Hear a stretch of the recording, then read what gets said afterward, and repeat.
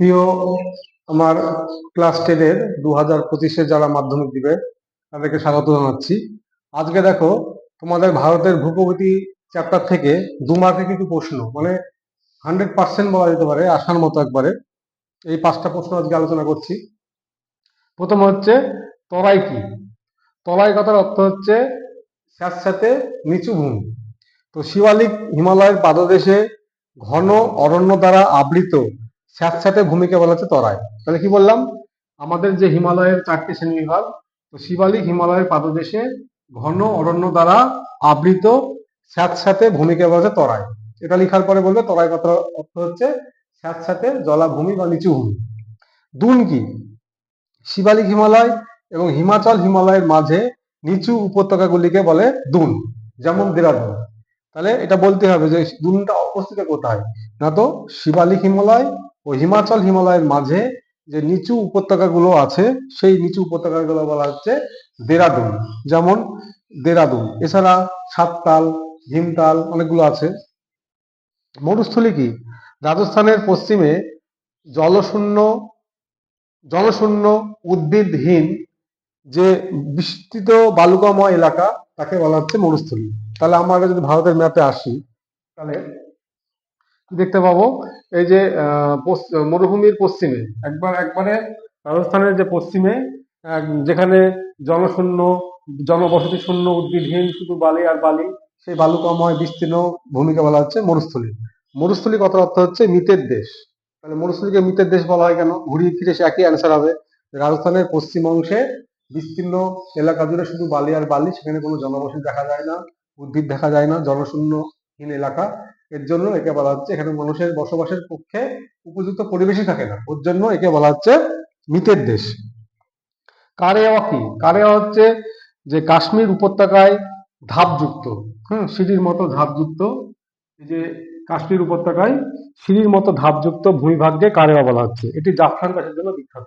আমরা বিরিয়ানিতে জাফরান দিই, সেই জাফরান এই আমাদের কারেওয়া উপত্যকায় হয়।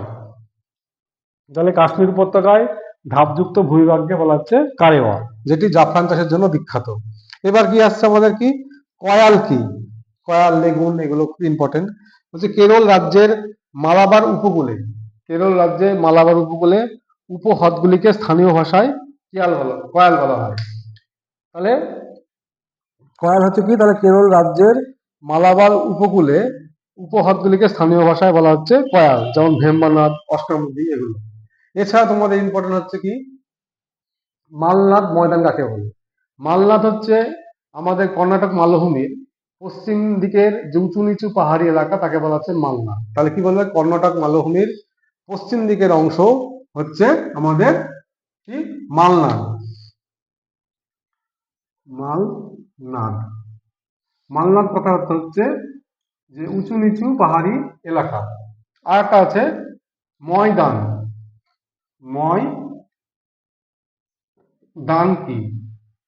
ঠিক, তাহলে এই যে কর্ণাটক মালভূমির পশ্চিম অংশটাকে বলা হচ্ছে, যে পশ্চিম অংশটাকে বলা হচ্ছে মালনাদ, আর কর্ণাটক মালভূমির পূর্ব দিকের অংশটাকে বলা হচ্ছে ময়দান। এটা তোমরা যেমন শুনে থাকো ফুটবল ময়দান। তাহলে কর্ণাটক মালভূমির পশ্চিম দিকের উঁচু নিচু পাহাড়ি এলাকা বলা হচ্ছে মালনাদ, আর কর্ণাটক মালভূমির পূর্ব দিকের যে প্রায় সমতল ভূমি বা ফুটবলের মতো, হম প্রায় যে ফুটবল খেলায় যে প্রায় সমতল এলাকা, এক কথা সমভূমি টাইপের, হালকা উঁচু নিচু থাকবে, তাকে বলা হচ্ছে ময়দান। আর কি ইম্পর্টেন্ট? এর সাথে আরো ইম্পর্টেন্ট আছে কচ্ছের রণ কি? কচ্ছের রণ হচ্ছে, জানো রণ কথা অর্থ হচ্ছে কর্দমাক্ত এলাকা। কচ্ছের রণ গুজরাট রাজ্যে দেখা যায়, কাথিয়াবাড় উপদ্বীপের কাছে। কচ্ছের রণ আবার 2 প্রকার, বৃহৎ রণ আর ক্ষুদ্র রণ। আবার কি আছে, কাশ্মীরকে ভূস্বর্গ বলা হয় কেন? এটা খুব ইম্পর্টেন্ট। কাশ্মীরকে ভূস্বর্গ বলা হয় কারণ কাশ্মীর এলাকা প্রাকৃতিক সৌন্দর্য, ওখানে কি বলা যাচ্ছে, আমাদের এই কাশ্মীরকে এক কথায় ভারতবর্ষের সুইজারল্যান্ডের সঙ্গে তুলনা করা হয়েছে। কাশ্মীরে যে দেরাদুন, মানে এক কথায় ভূস্বর্গ, মানে ওখানে প্রাকৃতিক যে সৌন্দর্য, হিমালয় পর্বতের যে প্রাকৃতিক সৌন্দর্য, তুষারপাত, স্নোফল ইত্যাদি, ওখানে ঝর্ণা, এই সমস্ত থাকার জন্য কাশ্মীর উপত্যকাকে বলা হচ্ছে আমাদের পৃথিবী ভূস্বর্গ। তারপরে আসবে কি আরো ইম্পর্টেন্ট, যেমন পূর্বাচল কি? পূর্বাচল কাকে বলে? আমাদের এই যে ভারতের বাংলাদেশের ঠিক পার্শ্ববর্তী এলাকায় আসাম, নাগাল্যান্ড, মণিপুর, মিজোরাম, ত্রিপুরা, এই সমস্ত 7-8টা রাজ্যকে একত্রে বলা হচ্ছে পূর্বাচল। তাহলে কি বললাম, আমাদের উত্তর পূর্ব ভারতে আহ, নাগাল্যান্ড, মিজোরাম, ত্রিপুরা, হ্যাঁ, তারপর হচ্ছে মণিপুর, এই সমস্ত রাজ্যগুলো যেহেতু উত্তর পূর্ব দিকে অবস্থিত, তাকে বলা হচ্ছে পূর্বাচল। পরের প্রশ্ন ইম্পর্টেন্ট কি, ডেকান ট্রাপ কাকে বলে, এটা আসতে পারে 1 মার্কের। তাহলে আমাদের ভারতের দাক্ষিণাত্য অঞ্চলে যে সিঁড়ির ধাপের মতো পশ্চিম দিকে পূর্বে সিঁড়ির ধাপের মতো যে ভূমি ধাপ আকারে নেমে এসে তাকে হচ্ছে ডেকান ট্রাপ। সুইডিশ শব্দ, ডেকান কথার অর্থ হচ্ছে সিঁড়ি, হুম, ট্রাপ কথার অর্থ হচ্ছে সিঁড়িযুক্ত ভূমিরূপ। অর্থাৎ ডেকান ট্রাপ কাকে বলে, দাক্ষিণাত্য মালভূমিতে সিঁড়িযুক্ত যে ধাপ বিশিষ্ট ভূমিরূপ দেখা যায় তাকে বলা হচ্ছে ডেকান ট্রাপ। আর কি ইম্পর্টেন্ট এখান থেকে আর ইম্পর্টেন্ট হচ্ছে আমাদের খাদার ভাঙর কি, খাদার কাকে বলে, ভাঙর কাকে বলে। তাহলে প্রাচীন যে পলি মৃত্তিকা নদীর কাছে, দেখো আমার যদি ছবিটা আসি তাহলে এখানে কি বলবো, খাদার কি ভাঙর কি খুবই ইম্পর্টেন্ট জিনিস। এই ধরো আমাদের নদী, এই নদীর কাছে যে নবীন পলিটা হচ্ছে আমাদের খাদার, আর নদীর দিকে তীরবর্তী যে দূরত্ব তাকে বলা হচ্ছে ভাঙর। তাহলে তীরবর্তী এলাকায় নদীর তীরবর্তী এলাকায় যে কাছে যে নবীন পলি সেটা হচ্ছে খাদার, আর নদী থেকে দূরবর্তী যে প্রাচীন পলি তাকে বলা হচ্ছে ভাঙর।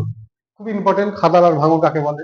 হ্যাঁ, এই যে নবীন পলি, এই নবীন পলিটা হচ্ছে উর্বর, আর ভাঙরটা হচ্ছে প্রাচীন পলি। নবীন পলি এই খাদার নদীর কাছে গড়ে ওঠে, ভাঙর নদীর তীরে গড়ে ওঠে। তাহলে এটা পার্থক্য বলতে পারবে যে খাদার উর্বরতা শক্তি বেশি, ভাঙর উর্বরতা শক্তি কম। যদি তোমাদের এই সমস্ত প্রশ্নগুলো ভালো লাগে থাকে তাহলে এই চ্যানেলটিকে লাইক করবে। এই বলে আজকে শেষ করছি।